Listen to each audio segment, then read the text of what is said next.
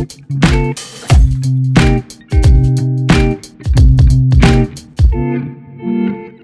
guys, and welcome to the Invar Technologies Podcast, a podcast where we interview top-level executives inside leading and growing companies in the food and beverage space. We're excited to have our guest today, Adam Cantrell. We'll be diving into a story, a little bit about what his company, Fat and Weird Cookie, does. Very interesting name. I love the name. And some engaging insights into the industry as well, so make sure to stick around. But I'll just go ahead and kick it off to you, Adam. If you could just introduce yourself, tell a quick snippet of your story and your background prior to working at Fat and Weird Cookie. Yeah, man, absolutely. Hey, everybody. My name's Adam Cantrell. I live in Panama City, Florida. I've got a fairly diverse business background that I'm sure we'll touch on here some. But I've been with Fat and Weird Cookie now for a little over a year. I'm not the founder of a company. A good friend of mine, Brad Bromlow, founded the company. But I was working in the food space, helping build some fast food franchises for a group. I sold my positions. Kind of was working in the real estate space, doing some stuff there. I like building systems and organization and kind of making things run on their own. And so I was doing a little bit of that, and a series of events occurred that just, Brad and I are both Christians. I don't know, God opened some doors for me and pointed a direction and said, you need to be over here at Fat and Weird. And I've been there and haven't looked back up, ever since. So, Amen. Love that, man. Yeah, that's awesome. So, what was it about, the food industry that kind of, caught your interest? So it's kind of weird. I've got a gym. Yeah, a long time ago, I had a gym for a number of years. And it was great. My wife was my girlfriend at the time. She was very competitive. We did CrossFit stuff. Life was easy, man. All the stuff I really kind of wanted was like gym related. And I was kind of good enough at what I did to get that comp. So like, low ambition, if you will, but it was all taken care of. I got to work out every day, hang out, have a good time. Then, stuff changed, life changed. We started having kids. I wound up getting into, didn't know what I wanted to do, got into a commercial landscaping franchise. So I was with US Lawns. We ran that for a couple of years. Very long-winded way of getting to the point, but basically we had a Category 5 hurricane hit my town. Lost the gym. It blew away. All my members had to move. Wow. Lost the landscaping business. Was fortunate enough to have the contacts to get the cleanup side of things. So we started doing storm cleanup. Anyways, we did some for a Sonic Drive-In franchisee. I learned about that business, how money could be made with food. I'm a hobbyist cook. I feed my friends and family all the time. So I got involved with the Sonic franchises, and then that led to some other restaurant franchises, and just really love seeing people smile. Like you cut somebody's grass or help them work out. When you help them work out, they're not smiling at you anyways. I mean, they're happy like months from now, but when you cut their grass, yeah, it looks good. But when you feed somebody good food, especially our cookies now, man, like you can't help but smile. So like, I don't know, it's great. I love that, man. I actually have a lot of experience in working in the food industry. My father is a restaurant owner, and so I've been in the understanding how it is to be able to build up that customer fan base that obviously comes in regularly, and a lot of the customers there were treated like almost like family. They saw me grow up as a kid because I used to work there as like a 11, 12-year-old. I was like washing dishes. The hustle, man. Yeah, it's great. So I grew up in it. But to your point, there is no better feeling than to be able to give someone a good meal and then being able to enjoy themselves with the family. I think that is definitely high quality. Yeah, so you can make money a lot of ways, So it's just you might as well make money making people happy, right? That's right. That's how I look at it. So obviously you've been in the food industry for a little bit now. You've kind of seen probably some ebbs and flows. And what are some current trends that you're noticing within the market? Particularly within the food industry that you're aware of? Well, so we, when I came on, Fat and Weird was exclusively an e-commerce company. We've transitioned to adding wholesale, like completely its own vertical. So adding other retailers. We used to go sell our own product. You come to our website, you go to the .com, you buy what you want, we fulfill it straight to you. Now we're using kind of a third party. And we went into it very conventionally minded. Hey, we're targeting Publix. Hey, we're targeting Target, a couple of the other ones. But we've noticed that's given us a lot of traction is these delivery apps that are setting up. I'm going to call them a ghost grocery store, but they're setting up basically locations their Uber Eats drivers, their Dashers, their whatever can go to, grab a pre-packed for them pack of whatever your groceries are and take them to your house. They're saving speed, but they're also saving that AAA real estate lease payment every month. They're able to kind of be off the beaten path, possibly even closer to the suburbs, if you will. And I know that, I mean, they're retailing our products just like everybody else's products as like retail plus a little. Everybody's used to it, but they've been able to get out the middleman and the time of actually having to go to a Publix and buy it from them. So seeing what it did with COVID, seeing what ghost kitchens were able to do in the market, and repurposing of real estate through the use of these digital apps, it's crazy. I mean, it's not my world, it's not my background, but I'm learning as fast as I can because it's a big part of one of our verticals right now is app-based delivery, pre-staged all over the United States.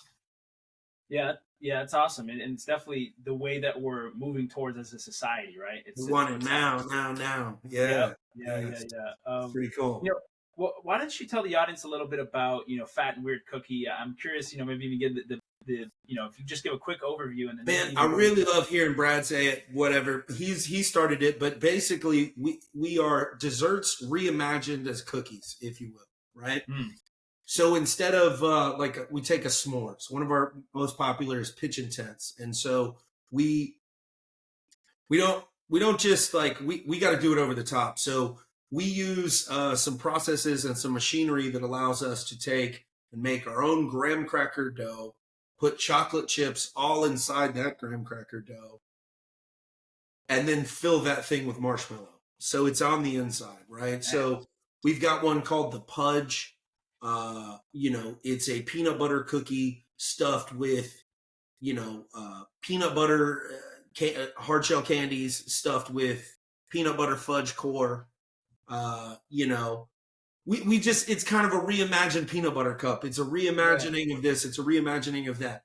I can't take the claim on any of that, really. I mean, we've got a great R&D team. Brad spearheads, the creation of the cookie. The one thing that's been really beneficial to both of us in this brand is my franchise background. So, they basically told me what it was, what the brand was and what we were selling. I say, I got it. Cool. Boom. We can rock and roll. And so Brad being able to stay in that lane of creative, this is what, this is the cookie the world needs. The next cookie the world needs. I get to say, cool, got it. Let's go. Let's sell it. That's pretty much it in a nutshell, is just redesigning desserts as currently as a cookie, and then as our capabilities expand, who knows? So. Yeah, it's awesome. I love the mission. I love the branding. I think it's really unique. There's not a lot of companies out there doing what you guys. Well, there's not a lot of people out there anymore that the best in the world. That's we live that. We make the best cookies in the world. Okay, it's taste, it's subjective. You might like your grandma's cookies better. I get that. Yeah. But nothing is going to stop us from making our cookies better if we can, within the subjectivity tolerance. Yeah. We have 100 different preferences. If there's a better butter, we're using it. If there's a better chocolate chip, we're using it. If there's a better, as such, we do make a gourmet product. And fortunately for us, we've found a market. We've found a demographic of people who pay for that. So that allows us to, no expenses spared, no expenses spared. We made the best cookies. And that's the way you have to be. I think I always tell people I'd rather pay for something that's more expensive if I know the quality is good, right? Everyone likes. I agree, and I think younger folks, experiential buyers. I'm not going to say that ours is an experience like a vacation or something, but I'm a healthy person. If I'm gonna put junk food in my mouth, it's going to be worth it. There's no middle ground. If I'm gonna go eat pizza, I'm gonna go eat the best pizza I can. Because Because why do that was going to be my follow up. I know you're a healthy guy. I know you're obviously. Yeah. It looks like you lift a little bit, which I love. Oh yeah, again, my business partner Brad, another fit dude. It's actually funny. Him and his wife are very big fitness influencers in that space. Mhm. And I think part of the irony, part of the traction of the brand came from but that's a whole different dilemma. If Yeah. you pursue health and fitness, you also can enjoy your life. Yeah, you can have some cheat meals. I was going to Yeah, ask you it's when good. you are having those, those cookies. Which one are Yes. what's your go to, man? What's your number one? My go-to is pretty much always been Big Sexy. That's our salted caramel chocolate chip cookie filled with a salted caramel core. Uh, I'm not I like chocolate, but I like chocolate in some stuff, or I like chocolate with things. I'm not the chocolate on chocolate, because we got plenty of that. Massive Eruption, if you like chocolate, is Yeah. our chocolate lava cake explosion. Gobs of chocolate. But to me, I like the texture variability. I like the different ranges of flavors. So Big Sexy's a big one, and then there's a few LTOs, or limited time offerings, that we have that I like, that rotate through there. We've got a take on we've got a cookie we call Thick Mint.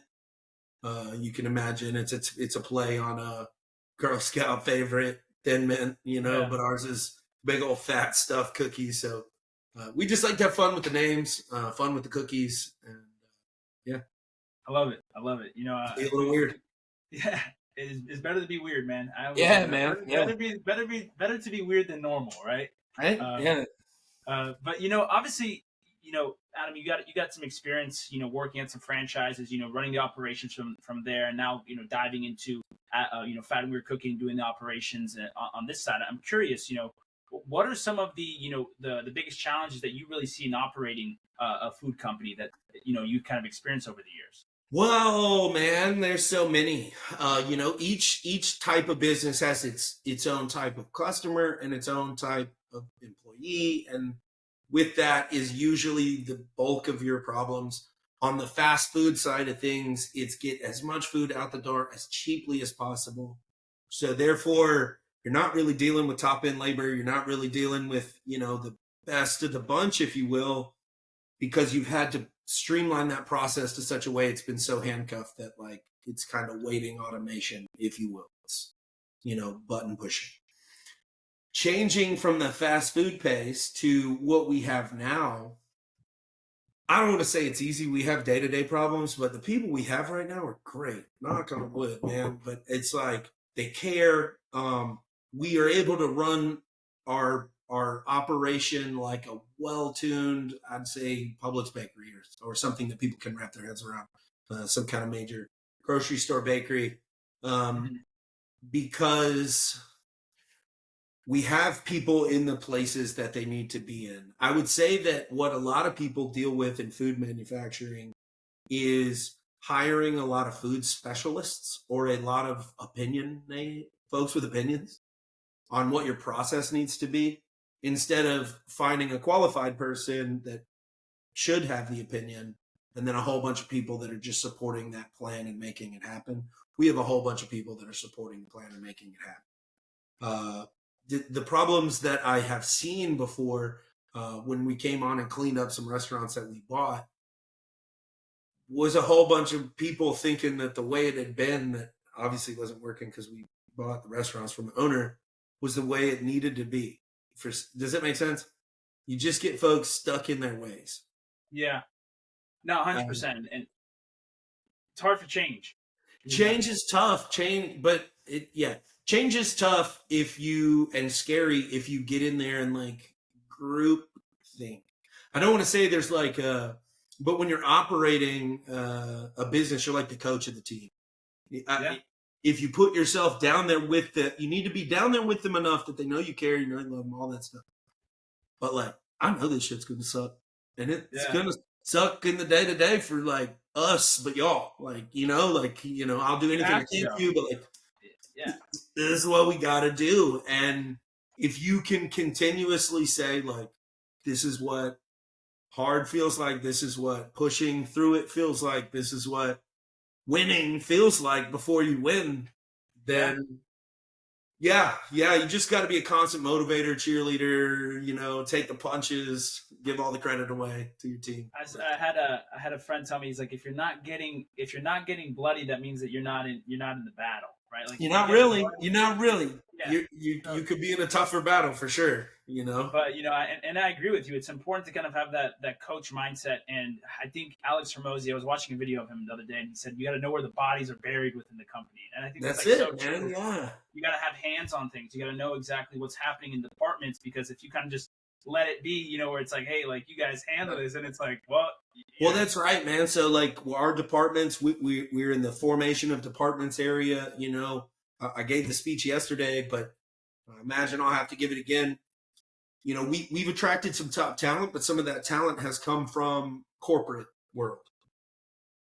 And we're startup, we're growing, we're rapid growth. So I have to remind them all the time, if you want to be in charge, you just have to be in charge. People need to look to you to fix the problems. If they look to you to find the problems and then you just constantly shuttle it over here, I'm like, you're shuttling authority that way.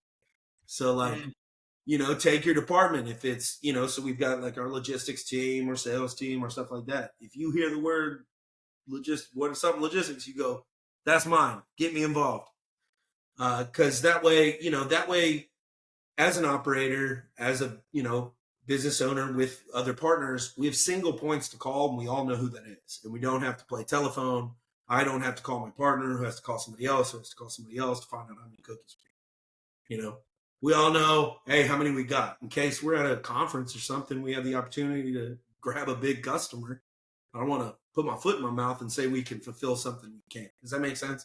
Definitely. And so just, holding departments in line. It's not like I'm there to be their biggest, best employee if I can for the department. Yeah. If they need me.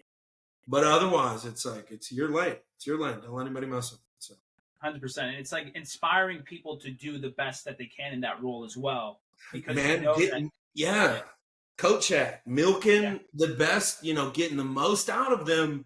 Yeah. But then also having them realize too that like the best thing for the company is to like keep pushing the company on, even if they've kind of reached their level. Exactly. So people are only so comfortable with so much responsibility, so many people under them. They start to get stressed out, and it is for everybody but the entrepreneur. For that, it ain't a balance for us, but for everybody else, they need that work-life balance, or they'll flake out. So. Definitely. You got to know how to really start to deal with people, right? That's the biggest thing, is understand people, understand how they work, right? And understand like, the different personalities and being able to therapist, motivator, cheerleader. Yeah, bro. All of it. All that. We're a technology company over here at Invar, and so we're always kind of curious to get, takes on technology. I know you're not like a technical guy, you're not in the weeds with all that, but in terms of, when you're operating and kind of how technology is maybe interfused with, operations, what do you see as some of the challenges that come up with technology inside of the food industry? I would say the biggest, the real speed bumps we face is just technology not talking to each other fast enough without apps on apps and band-aids, if you will. We use e-commerce, so we use Shopify for our e-commerce platform. We run a ton through that. We self-fulfill, so we're using ShipStation to run all that stuff. So those two systems have to talk to each other. They do it pretty well. But then we've also added like an EDI component, a direct ordering component that our various retailers, our wholesale customers can basically just push orders into our system. That's starting to add a layer of we don't like talking as well. Of course, QuickBooks is pulling all the data out. We've got all these different ways we accept payments. Those all want to do weird things to the to the different accounting softwares. Yeah. I mean, it's a bunch of little things. We've got some ERP software. We've got some management software where we can, take our inventory and help extrapolate that out into finished product and how much do we have on hand, and it's constantly rotating. So I would say that the biggest hang up that we have in technology is the interconnectivity and the fact that you need it, and you needed to pull the trigger on starting it yesterday, really, to get it rolling. But damn, the system you've got just lets you get out of work on time, or like just helps you get here, and like there's gonna be some headaches. Yeah. that learning curve that just like, Yeah. okay, I won't be home tonight.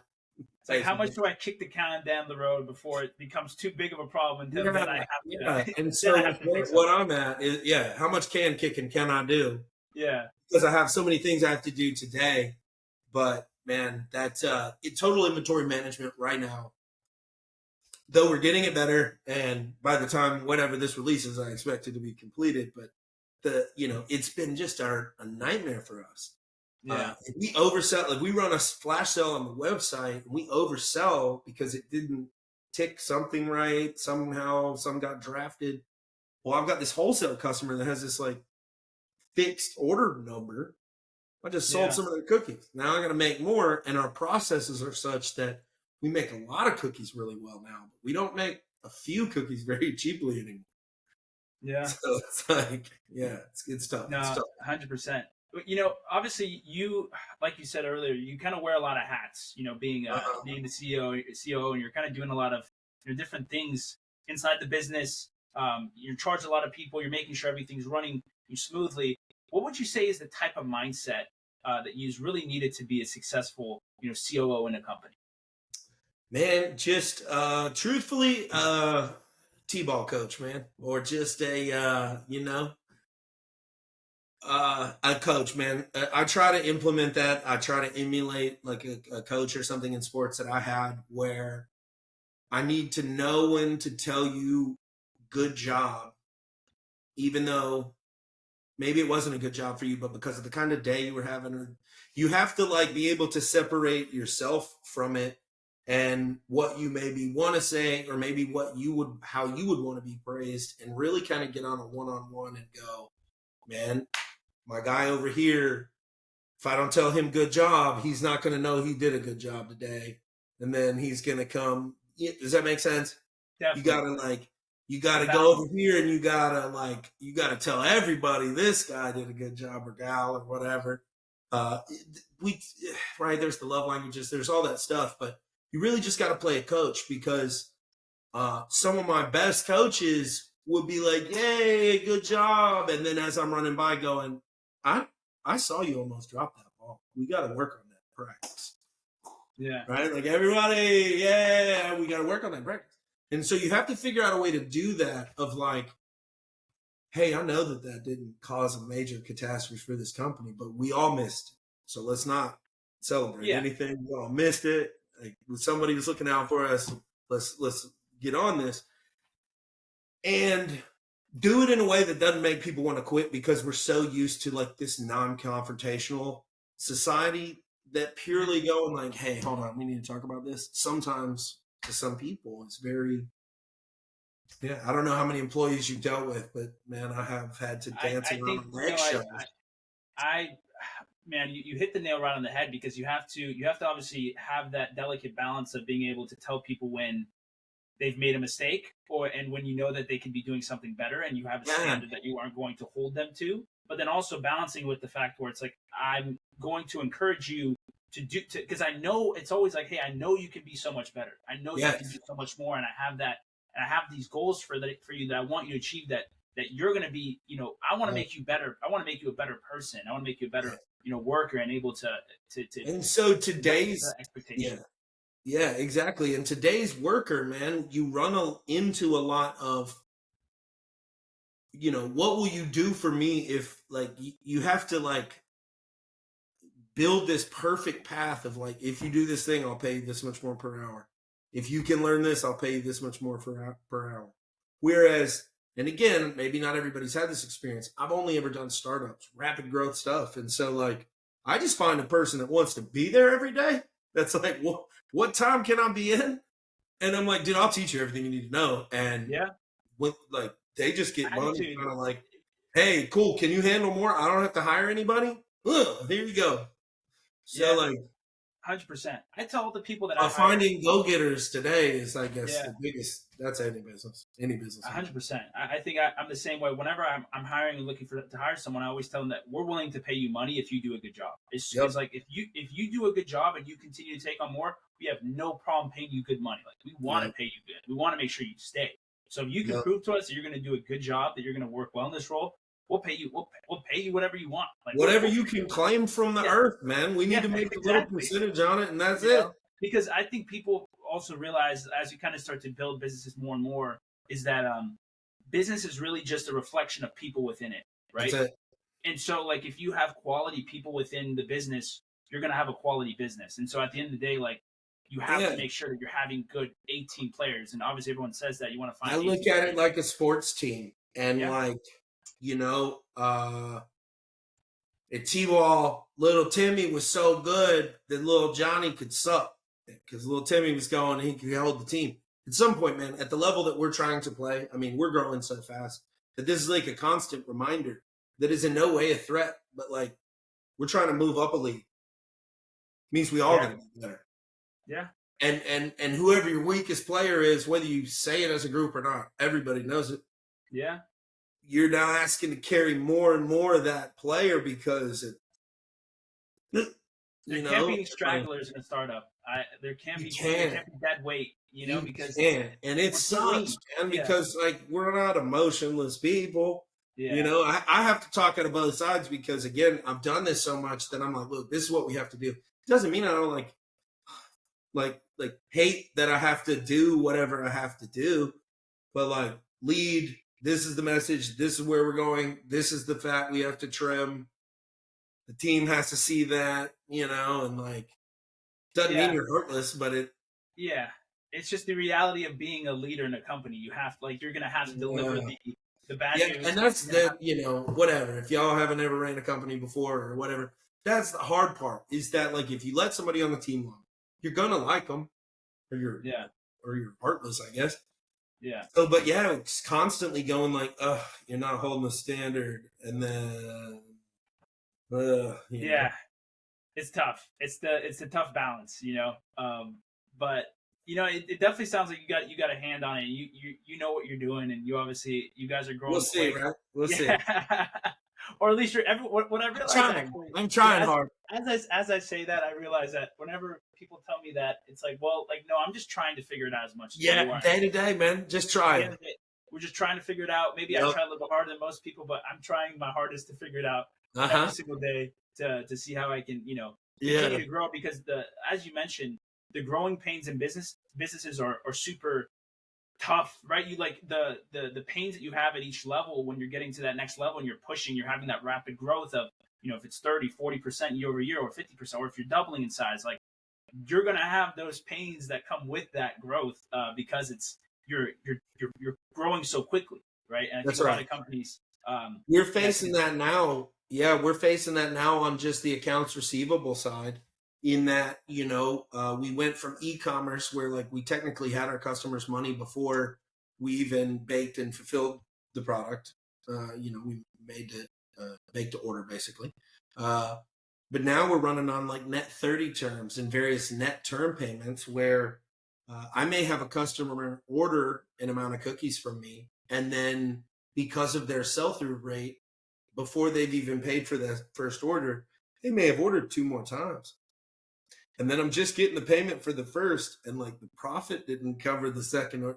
So it's just the balance of that cash and knowing what your actual burn rate is, just knowing what all your rates are. And in an ever-changing world, it's kind of tough to keep up with. But hey, if it were easy, everybody would. So. Yeah. Well, hey, Adam, it's been a pleasure getting the chance to kind of talk to you, hear a little bit more about what you guys are building over there. Yeah, man, me too. I'm definitely excited. I definitely have to try out some product. Yeah, dude. Yeah, let's get some over to you, man. Shoot me your address. You got me feeling hungry right now. Yeah. But before we go ahead and end it, I usually like to end with just like a final question. That's a loaded question, so be prepared. All right. But what would you say are some of the most important things that you've learned in your career that you'd be willing to share with the audience? Oh man, all right, good one. I would say that action is worth more than planning, depending on, how costly the mistake could be. Action is just do it. Just try. And then I get a gruff, tough demeanor, but learn to be empathetic, man. Because if you can feel where people are coming from, and again, I'm dealing with this all from like a business-minded people settings. if I know why my people are doing what they're doing, they're usually doing it because they feel a type of way, whether it be good or bad. It gives me a handle on how I can help correct it for everybody, for us, for them, for everything, because we want a, harmonic environment. So action first, action over planning, meaning, if you have a problem with the way your company's work, start doing some shit, see what happens. And being empathetic doesn't mean being a pushover. It just means like, I understand why you feel that way. I don't necessarily have to agree with you, but I'm coming from a place where I understand that you agree, where you're coming from. And man, yeah, that's those two things, and then I just stay on my grind. So, I try to figure out what the standard needs to be. I guess this is a good third one. Figure out what the standard needs to be and hold it. Don't let anybody drag you down. Don't let anybody tell you it's too tough, it's too hard, it's too whatever. If it's the logical next step to whatever your dream ambition is, then it just has to be done, and it has to be done as fast as it can be. I don't think Elon Musk or any of these people told him, let them tell him shit. Yeah. This is what we're doing. This is where we're going. So. Yeah, and I mean, I think it's a great motto to have. All of what you said. I mean, first of all, taking action, I think, is so important, especially in the beginning when you're doing something. If you're building a business in the beginning, taking action without the plan that is needed sometimes just to start things, right, and get things going. Yep. I mean, you figure it out as you go. Obviously, it becomes a little bit different when you're like bigger in business. Then there's more planning that goes involved, 100%. Yeah.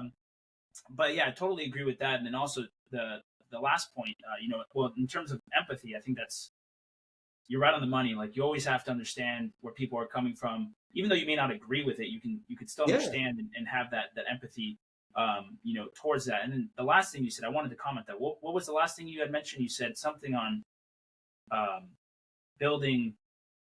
Oh, the standard, right? Setting the standard. Okay. I think that's super important as well, because you have to also tell people, when you're in a startup as well, people have to know what they're signing up for, right? That's right. It's like, hey, like, this is like what you're signing up for to be in a startup. This is what we expect of you. This is what you're going to be. If you don't want to be in this type of environment, you have to look for a job somewhere else, because and we forget, because sometimes, and so it just depends on the employee level, but like, if we're going to go through the alphabet, if we're at A and we're going to Z, A to B to B to C, whatever, those take different lengths of time and different levels of push. Some may take longer. People get comfortable and they think that that's what they'll be doing forever. And it's like, nope, we're just going to H right now, y'all. This is what it feels like to get to H, and now we go, and you have to be there, and you have to remind them, because you'll have groups of people telling you, like, we're not there yet. It's like, okay, well, it's better to be ready for battle when you get to battle, not be trying to get ready in battle. Yeah. So just reminding them and keep pushing, and then I guess the skill that you have to develop is, how do I do this in a way where I'm not just like stressing people out, feeling like they're being micromanaged, it's tough, but you find your people and you protect them. So. Definitely. And I'm right there with you, man. Hey, Adam, it's been an absolute pleasure getting the chance to talk with you, man. If people are listening to this and they obviously want to reach out to yourself, or maybe they want to check out some of your guys' products, what are the best way to go and do that? Fatandweirdcookie.com. Check us out on anything, all the socials, all that stuff. I'm the real Adam Cantrell on most things, if you guys want to check me out for some reason. Otherwise, Adam Cantrell, Fat and Weird Cookie, fatandweirdcookie.com. Awesome. Well, make sure to include both of those in the description as well. If you guys did stick around all the way to the end, we appreciate it if you can like, comment, and subscribe for more content. Hope you guys have a great rest of your day. Thanks again, Adam. Yep. Thank you, buddy.